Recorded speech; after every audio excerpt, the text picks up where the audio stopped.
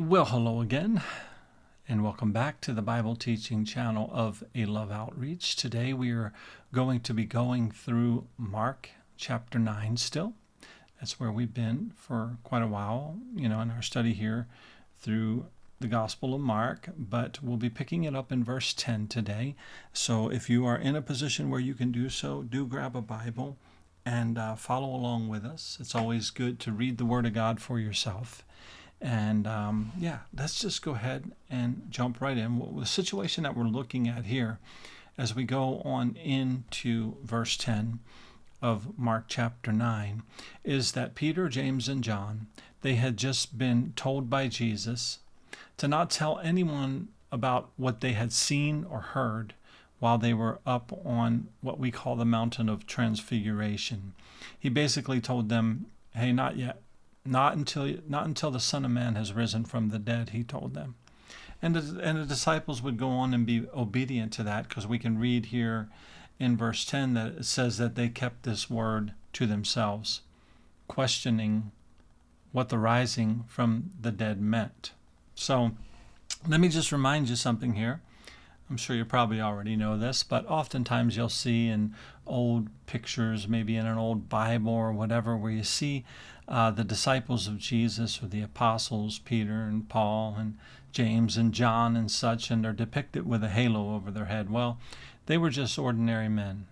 Yes, they were used by the Lord to do something extraordinary, but they were just ordinary men. And they were, here we can see that they didn't know everything. They were kind of clueless at this point in time about the resurrection, but the Lord was going to be patient with them and continue to teach them and instruct them, right? But again, nonetheless, they obeyed here, even though they didn't have a full understanding. They just, they obeyed what the Lord told them to do. Keep this quiet. And, so often as followers of Jesus, we find that, there's things that we don't understand. I mean, I don't know about you, but I know that's the case with me, right? You'll come upon something, you're reading the Bible, or you're growing in the Lord, you have a circumstance in your life, a situation, you're like, come on, Lord, what are you doing? What's going on here? I mean, can you imagine even just that alone, right? Being on the mountain of transfiguration and seeing Moses and Elijah and Jesus there all together, and man, how excited you would be to want to run and tell this to everybody. Hey, guess what I saw, right? But again, sometimes there's things that happens in our lives that the Lord is just saying, no, not yet. You'll understand this later. At a future time, you might, the Lord will work it out. Because, see, the thing too is that He has begun a good work in us. He will be faithful to complete it. And the best thing we do is we trust in the Lord.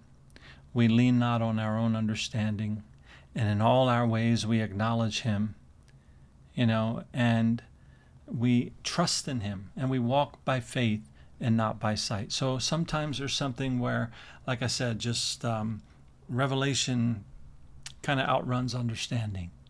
Say it that way, right? Where you just don't quite understand what's going on at this point in time in your life, okay?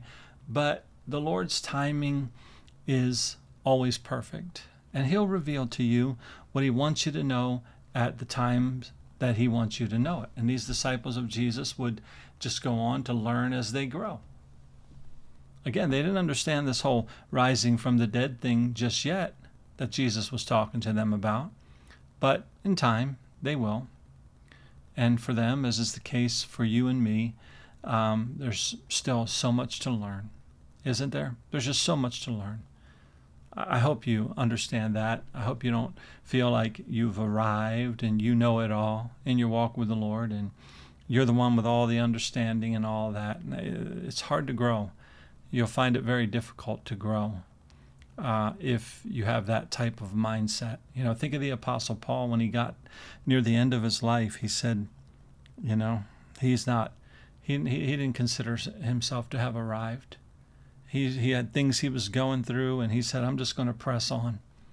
I'm just going to press on toward the mark of my high calling in Christ Jesus. And that's what you have today. If you've given your life to Christ and you're walking with the Lord, you have a high calling in Christ Jesus. But you got to just continue to fix your eyes on Jesus and realize that you're going to come upon things in your life that you just don't understand. So here the disciples are now making their way down the mountain with Jesus now, and they're pondering things, right? And I'm sure. And they're chatting with him as they go. And verse 11 says that they asked him, saying, "Why do the scribes say that Elijah must come first?" So that's an interesting question, and probably a logical question for what they had just been through, right? After all that they had just seen on the mountaintop, and they saw Elijah, right? So they're curious how this might possibly tie in with the theological framework of the scribes, because that's what they said. They asked in verse 11, "Why do the scribes say that Elijah must come first?" So they're saying, hey Jesus, this is what the scribes say. What's up with this? What's going on? And how does Jesus react to them? Well, he's just going to patiently continue to teach them here. And in verse 12, we are told that then he, Jesus, that is, right? He answered, and he told them, "Indeed, Elijah is coming first and restores all things." In other words, that's true. That's exactly right. Scribes got it right here. Indeed, Elijah, that's what it was. Elijah's coming first and restores all things. And but then he goes on though, and he asks them a question now. So he says, "And how is it written concerning the Son of Man, that he must suffer things and be treated with contempt?" So there we see Jesus in his answer. He does two things at once. He affirms the prophecy, right? But he also asks them a question that redirects them from what they're curious about. And it kind of redirects them to his impending suffering. Remember, he said, the rising from the dead thing, they didn't understand it at this point in time, but he's teaching them. He's showing them things as they go, right? So, but he says, yes, Elijah comes, but he says, but also the Son of Man must suffer. But you see, the disciples, they were still more focused on wanting to know, or wanting the glory, right? Without the pain and suffering. They didn't want to hear about this pain and suffering thing, right? It's just like us, unfortunately. As we go through this life, I came to the Lord 40 years ago now, and I just thought, man, this is going to be great. Lord's going to come back this year. Oh, great. Lord's coming back in the next couple of years. Okay, great. The Lord's coming back. I was saved in 86, and people writing books, 88 reasons the Lord's coming back in 88, and different things like that, all that kind of stuff. But you're always hoping for like the best thing, right? You're always hoping for the glorious things, right? We don't want to think about pain and suffering, and neither did they at this point, right? And that's a common mistake made by many of us nowadays as well, right? Jesus insists that glory comes through pain, though. Look, folks, if you are a disciple of Jesus today, and if you haven't found this out yet, following Jesus is not all, rose-colored glasses or peaches and cream, whatever you want to call it. That's not what following the Lord is all about. I know there's many doctrines out there that make it about that. You're going to be healthy. You're going to be wealthy. You can name it and claim it. You can speak it into existence. All of these things that are not found in the scriptures. But like we discussed in our last teaching in Mark chapter 9 here, mountaintop experiences, they might happen in your life. You might say, wow, this is just a great time. And that's all good, right? But they may or may not come like some type of real high mountaintop experience. But you know what? Everyday life is lived in the valley. Everyday life is lived in the valley. And, no fruit grows on the mountaintops. That's not where you're growing. That's not how you're getting stronger, okay?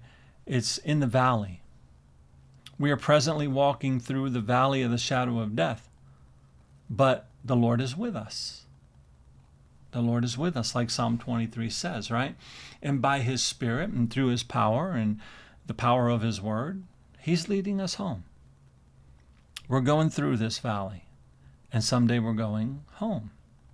But there's a lot of learning and there's a lot of growing that we need to do along the way.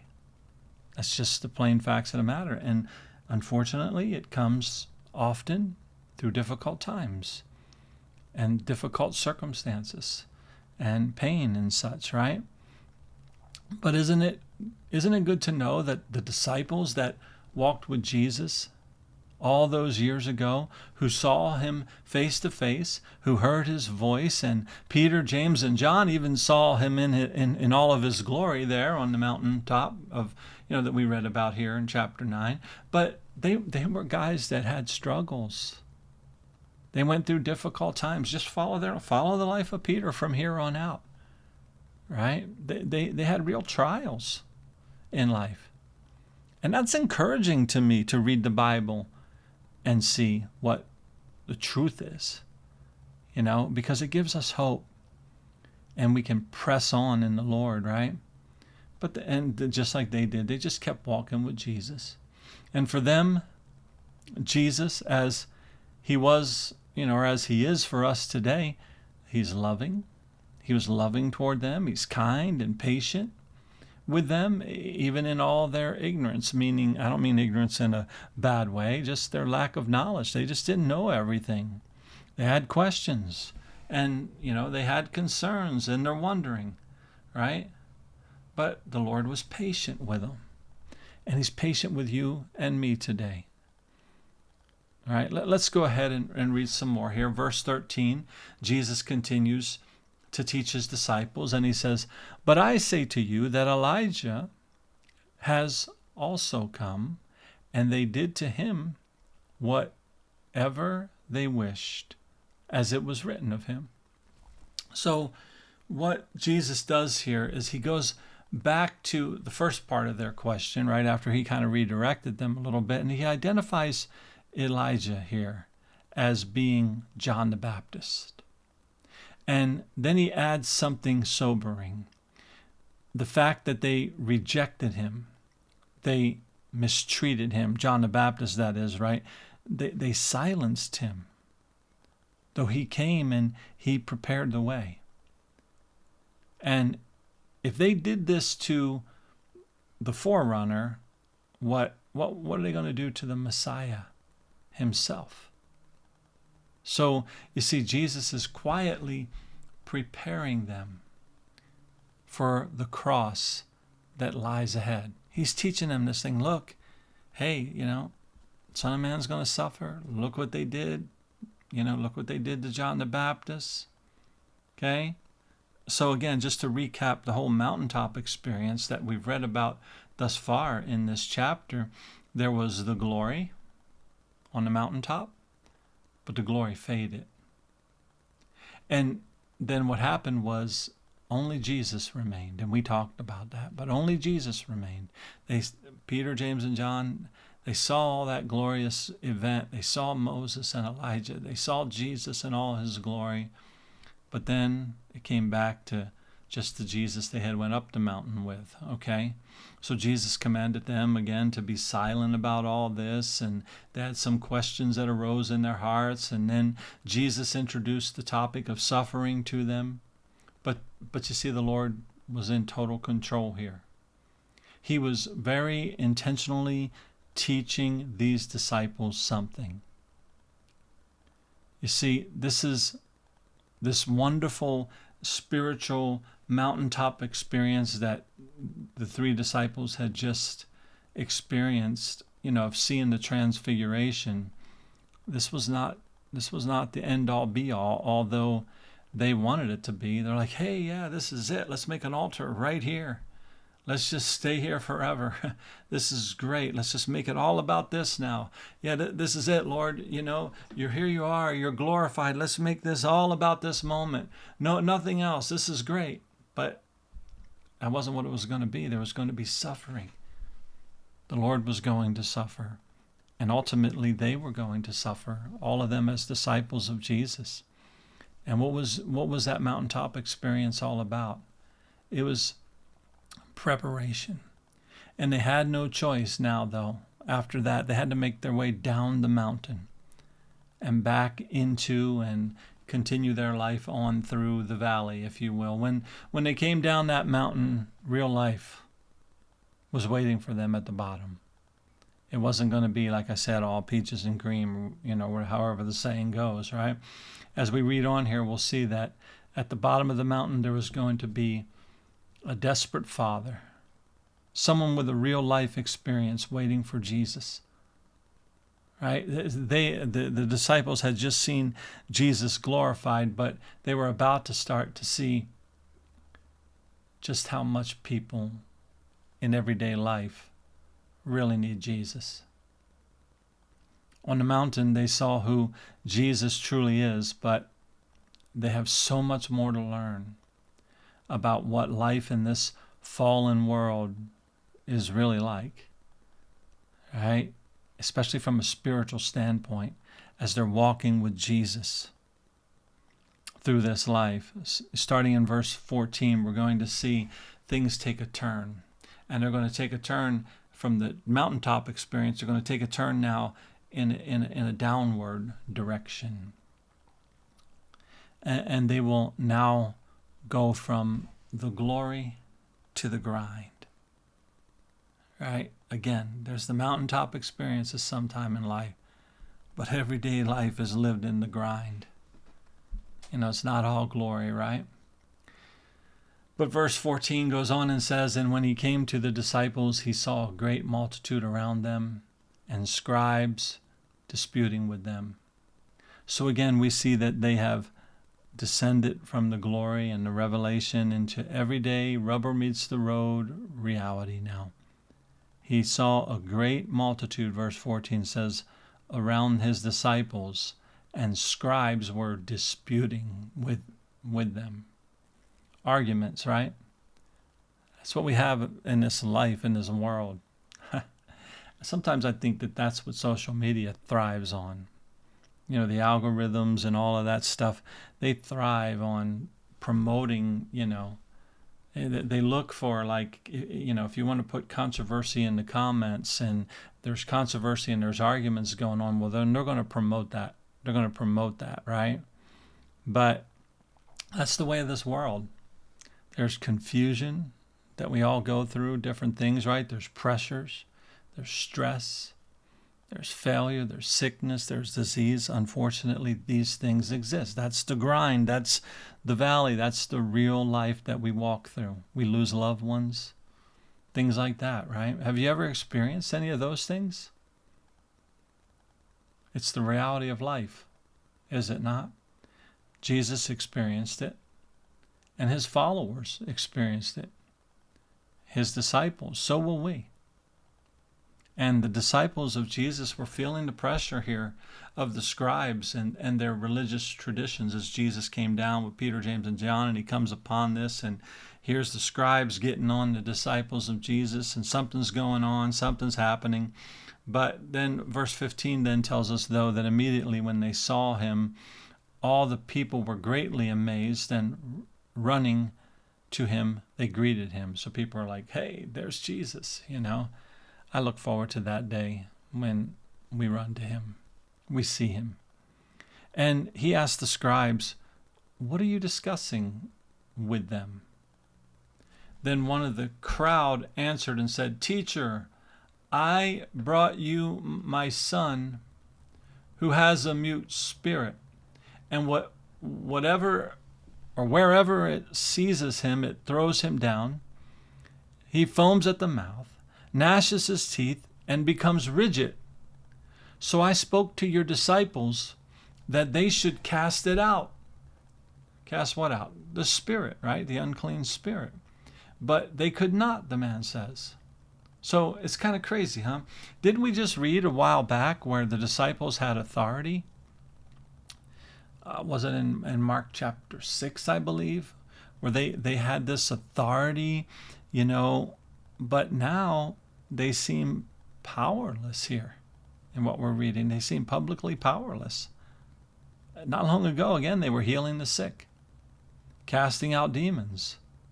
But here, they had no power to do so. And Jesus goes on to say in verse 19 here, "O faithless generation, how long shall I be with you? How long shall I bear with you? Bring him to me." So there was a deeper issue here as to why the disciples could not cast out this demon. And Jesus says the issue was faithlessness, or faithless. They were faithless. Oh, faithless generation. But let me expound with you here on the word faithless there that we see in verse 19. The Greek word for our English word faithless here is the word apistos. Okay, apistos. It's a word that means that there was not enough, deep enough trust in God here in this particular situation. Okay? You could have probably understood that yourself, right? Just plain and simple, without the Greek word faithless. Not enough deep trust in God here.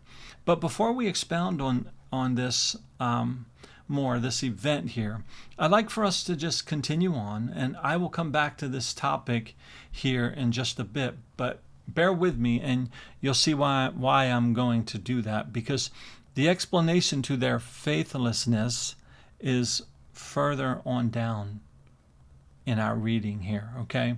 But this guy here in verse 18 had a son that he said had a mute spirit. He said that the spirit seized him, threw him to the ground, made him foam at the mouth, gnash at his teeth, and made him become rigid, right? Jesus then says, well, bring him to me. Verse 20 goes on.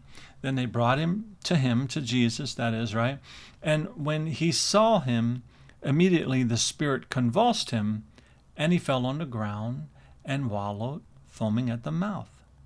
So he asked his father, how long has this been happening to him? And he said, from childhood.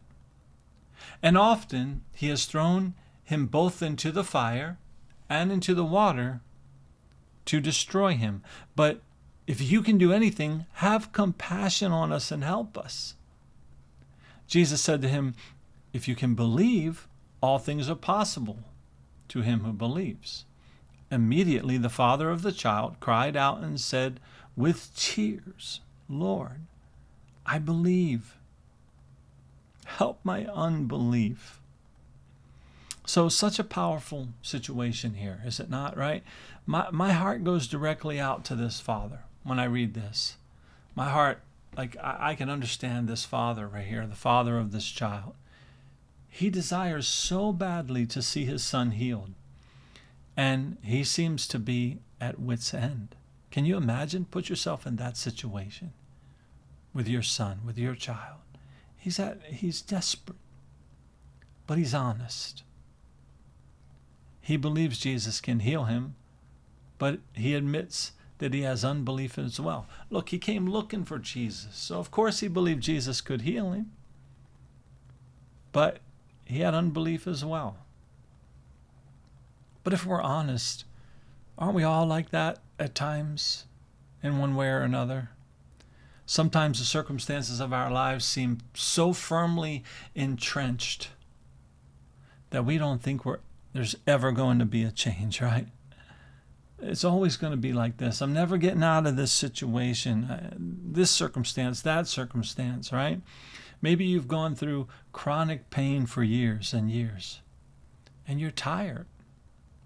And you're worn. That's reality, folks. We get tired of that kind of thing, do we not? You just want to be free from it. Maybe it's mental or emotional pain that you experience, but you just can't seem to get any relief. Maybe you've been to a doctor.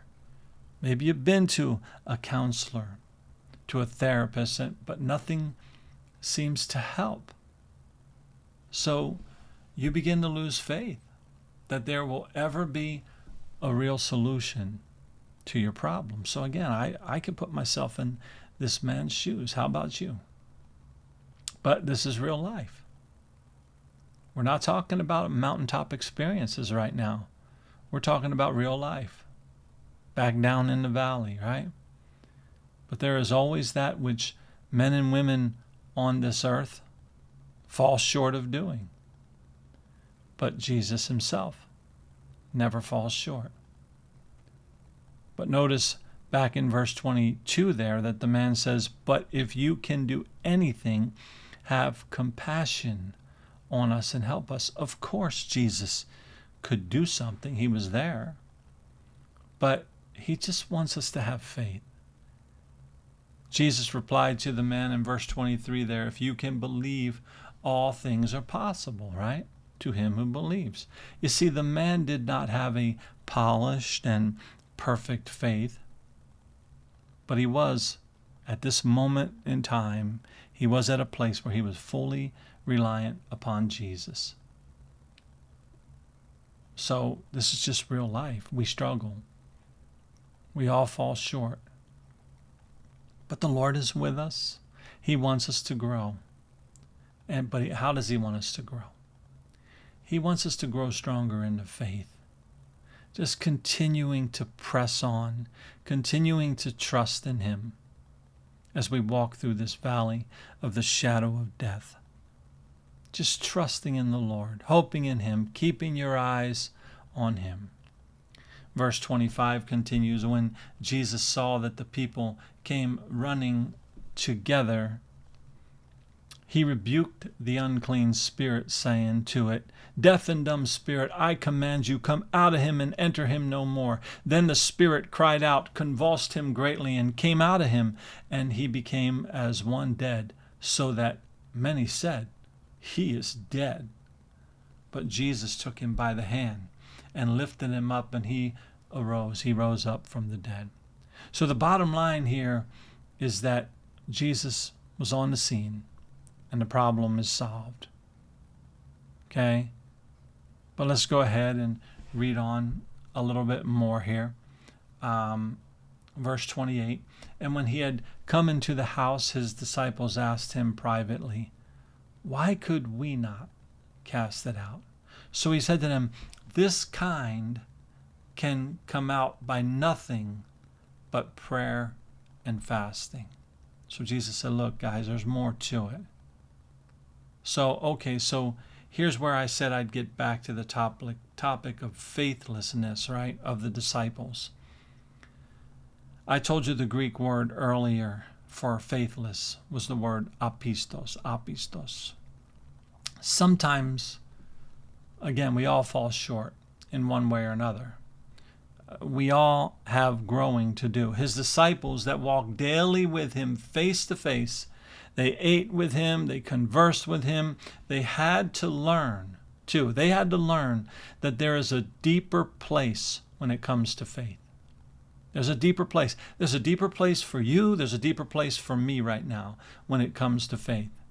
And sometimes our trials and our struggles are stronger than just surface level situations, something we can just sweep away with a broom lightly, right? No, sometimes trials and struggles go deeper, and they may last for years. And we have to be people that are focused, right? We need to be committed, willing to go deeper in our walks with the Lord. And that's what the Lord's telling them. Look, there's more to this. There's more you have to understand here, disciples. There's more you have to know. And we have to be people that take prayer seriously. And people that are earnest about the time we spend before the Lord in prayer. That's what the Lord's teaching them. And also, yes, even fasting. This life we now live, this world we now temporarily walk through, is predominantly filled with valley experiences. You know, maybe you've had a ton of mountaintop experiences. I have not in my walk with the Lord. I have not had a ton of mountaintop experiences. I'm walking through the valley, and I'm trusting in the Lord, and I'm fixing my eyes on Him, and I got to grow, and I got to stay focused. I got to forget those things that are behind, like the Apostle Paul said. I've got to press on. That's what we have to do. You know, the Lord is not here in the flesh with us anymore. Like, you know, we can't walk right up to him like these people did here in this chapter. They ran right up to him, right? But he told his disciples in this chapter that he wasn't going to be here much longer anyway. He was teaching them that, right? And that they needed, and he's showing them, you need to be stronger in the faith. You need to grow in the faith. And what's that include? See, you might face situations like this again. And what do you need to do? Well, be a person that's ready. Prayer and fasting. Be a person that's ready for the trials that might come your way, because you're a person that spends time in prayer and fasting, right? And there are situations in this valley of death that we walk through that, you know, call for more faithfulness or a stronger faith. But diligent prayer and fasting takes you to that deeper place. That's what the Lord's teaching them here. So, is there something burden you're carrying today? Is there a spiritual battle that you're facing right now? Right? See, we see here, what did the Lord do? He kind of left the ball in their court. Well, they said, why couldn't we do it? In other words, they wanted to do it. They wanted to be able to heal this boy, get this unclean spirit out of him. They wanted to do it. But what did they need to do? And what do we need to do, Lord? Well, prayer and fasting. Take your walk deeper. You know, it seems that it's on all of us here as we read this. You know, how are we going to get through a certain trial, a certain battle in life? Jesus, the great physician, he writes the prescription for us here. Prayer and fasting. And it's not a prescription that Walgreens can fill for us. Fry's, no. CVS, no pharmacy, right? In the world is going to put this together for you and me. It's something that we have to do. We have to make the commitment to do. Again, yeah, there's the glory. There's the mountaintop experiences that we see here in this chapter. But there's also the valley. And that's where we're spending most of our time, folks. And it's up to you and me as to how seriously we're going to take our faith. So I just see that exhortation here in these verses, you know, up through verse 29 here in the Gospel of Mark. And what I'll do is I'll go ahead and stop here for today. We're already about 32 minutes into this, 33 minutes into this here. But if you have any questions, you know, you might often hear me say, go to our website, aloveoutreach.com, where you can fill out the contact form if you want us to pray for you or help you to grow in the grace and in the knowledge of the Lord. We love doing that. But I know that I found out that, you know, many of you cannot access our website because of where you listen from. But you can access, you should be able to access us through email directly. And you can access me directly at Dave, D-A-V-E, at aloveoutreach, as you see on the screen up there, aloveoutreach.com. Dave at aloveoutreach.com. Love to pray for you or, you know, help you to grow in the grace and the knowledge of the Lord if we can. But God bless you. Thank you for listening. Thank you for watching. We'll see you next time. Bye-bye now.